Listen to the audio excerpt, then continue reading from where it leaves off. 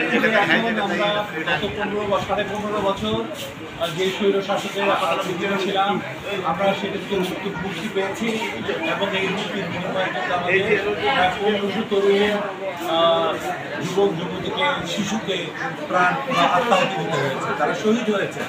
এছাড়া প্রায় 25,000 মানুষ এই সংগ্রামে ছিল, স্বৈরাচারী সরকারের পতনের সংগ্রামে তাদেরকে নানান রকম মৃত্যুবরণ করতে হয়েছে। আমরা তাদের যারা মারা গেছে আমরা তাদের যারা বেঁচে আছে আমি যেহেতু সময় বেশি নাই, আমি বলবো যে এই মন্তব্যের ঘাঁটি মন্তব্যের মাটির বিএনপির ঘাঁটি এবং আপনারা যারা আছেন বিএনপির নমিনেশন পাবেন, আমরা সবাই তার জন্য কাজ করবো ইনশাআল্লাহ। আমি কি নমিনেশন পাবো আমি সেটা জানি না, কে পাবেন আশা করি বিএনপি আমরা মাসুল ন্যায় বা পেশি শক্তি দিয়ে মানুষ যে কাজ করে সেগুলো থেকে আমরা মুক্তি পাবো এবং আমরা একটা ভদ্র শালীন সভ্য একটা দেশ গড়ে তুলতে পারবো। মতলবকে নিয়ে আমার অনেক স্বপ্ন আছে।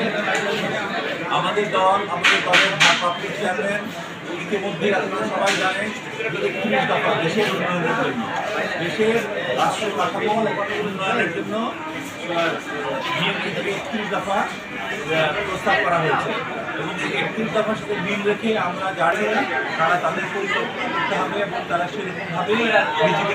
আমি সবসময় মনে করি যে মধ্যপ্রাচ্যকে একটা সিঙ্গাপুর শহর করতে গেলে খুব বেশি আমার সময় লাগে না, আধুনিক টেকনোলজির যুগে শুধু লাগে সৎ ইচ্ছা উদ্দেশ্য।